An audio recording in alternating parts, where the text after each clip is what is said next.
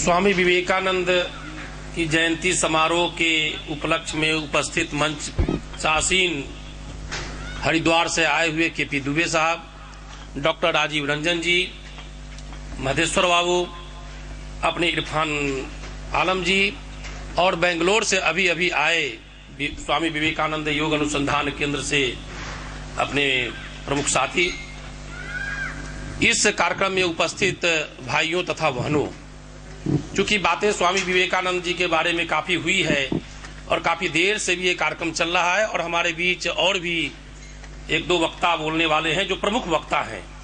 मैं केवल 2-3 बातों की ओर आपका संकेत करना चाहूंगा, उद्घाटित करना चाहूंगा और किस तरह से व्यक्ति को परिस्थिति अपनी ओर खींचता है और यदि वह परिस्थितियों से टकराता है, परिस्थितियों को अपने ऊपर झेलता है, परिस्थितियों से घबराता नहीं है, तो वह व्यक्ति न केवल अपने लिए बल्कि पूरे समाज के लिए वह सिरोधार्य होता है।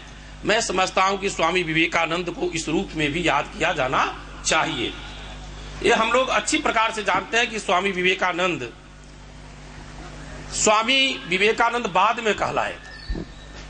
24 वर्ष की आयु में पैदल भ्रमण करते करते और उन्होंने अपनी संस्कृत की पढ़ाई, जब वो परिव्राजक थे तब उन्होंने की काशी में जाकर के।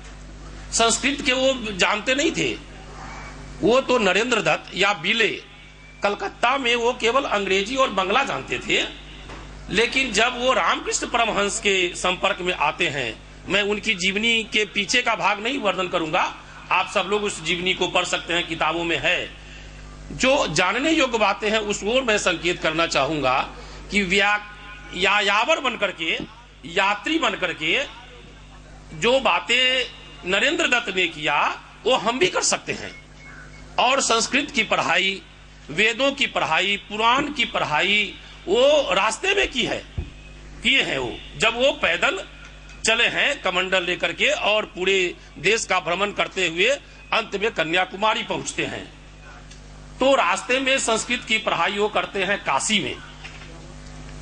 और देश की जो स्थिति है, देश की जो परिस्थिति है, वो भी वो अध्ययन करते करते और कई दिनों तक तो भूखे भी रहते हैं। आपने जीवनी में पढ़ा भी होगा, 3 दिन तक भूखे रहते हैं।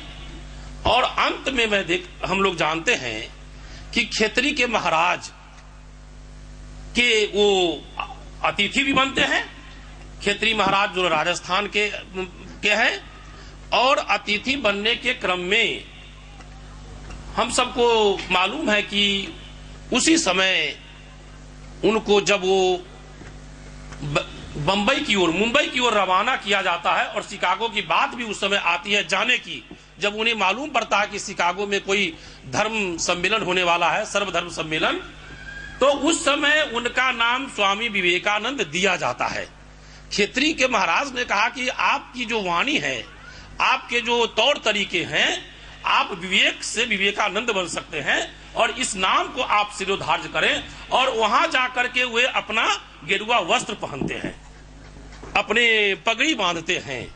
तो कहने का मतलब कि जिंदगी में जब वो पहले से पहन के नहीं निकले थे, वो पहले से बहुत सोच के नहीं निकले थे, लेकिन जो बातें, जिन बातों की ओर उनको अच्छा लगा, उन बातों को वो स्वीकार करते गए।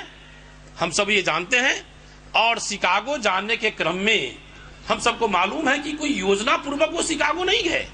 उन्हें जानकारी मिली कि शिकागो में कोई एक सर्वधर्म सम्मेलन होने वाला है। और यह भी हम लोगों को जानना चाहिए कि स्वामी विवेकानंद अकेले नहीं गए थे भारत से शिकागो जाने वाले लोग भारत से 10 से ज्यादा संख्या थी। लेकिन आपको जान करके आश्चर्य होगा कि जो 10 से 12 लोग गए थे वो कोई हिंदू धर्म के प्रतिनिधि करके नहीं गए थे, यानी सनातन धर्म के प्रतिनिधि करके नहीं गए थे।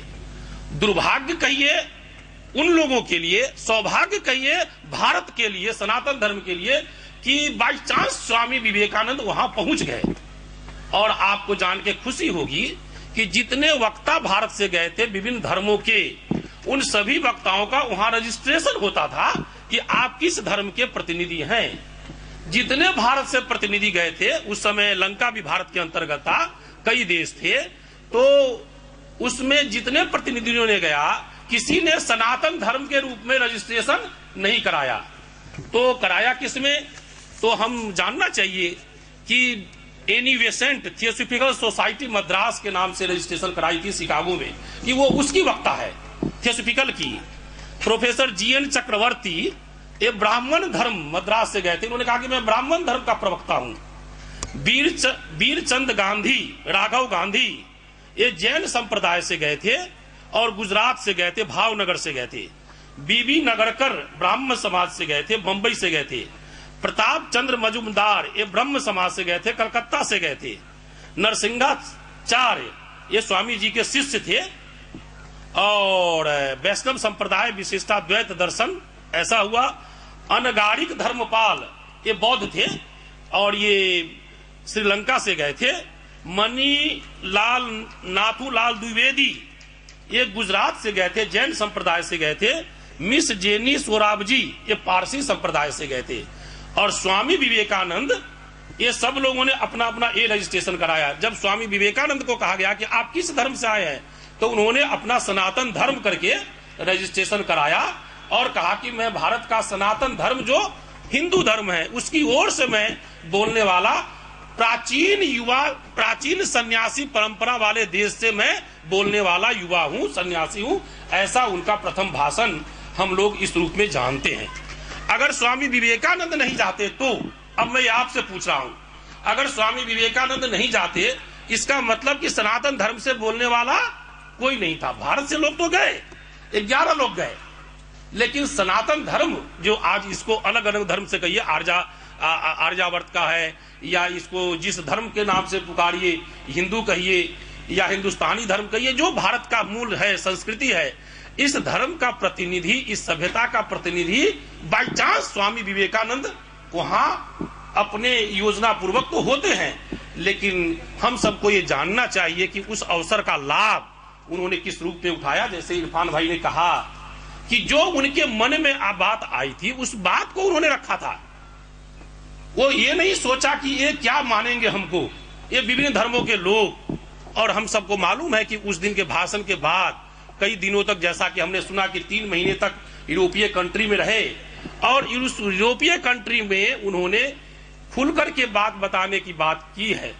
उन्होंने क्या कहा कि हिंद महासागर के नीचे जितने भी काई हैं, कीचड़ हैं, यदि उन सब कीचड़ को आप जैसे जो दूसरे धर्म के लोग हैं जिन्होंने भारत को सताया है, उसके चेहरे पर जितना पोता जाए उतना कम पड़ेगा। ऐसा स्वामी विवेकानंद ने वहां जाके ललकारा था। कोई भारत की भूमि से नहीं कहा था, वहां जाके कहा था।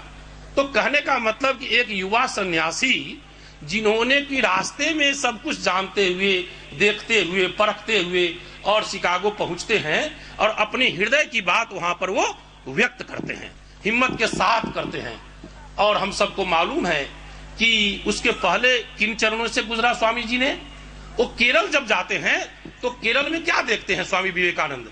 देखते हैं कि एक अस्पृश्य व्यक्ति चिल्लाता हुआ बड़ी तेजी से आ रहा, हटो हटो हटो, रास्ता छोड़ो। तो स्वामी जी को लगा कि कौन व्यक्ति आ रहा है जेठ की दोपहरी में। तो पूछते हैं जाकर के कि तुम कौन हो? कहा कि तुम भी हटो, सन्यासी हो। कहा कि क्या हो गया भाई इसको? तो लोगों ने कहा कि आप सन्यासी, स्वामी जी हट जाइए। इसलिए हटिए कि ये अस्पृश्य है।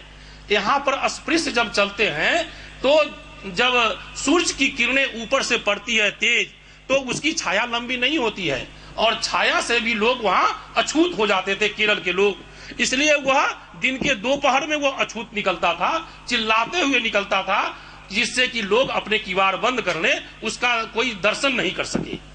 ये हिंदुओं के अंदर इतनी आपस में अछूतपन था। इसलिए आपको समझना चाहिए कि स्वामी विवेकानंद ने क्या कहा कि दुनिया भर के सारे पागल केरल में आ गए हैं क्या? ये है। इस प्रकार से स्वामी विवेकानंद इन सारी बातों को करते हुए गए।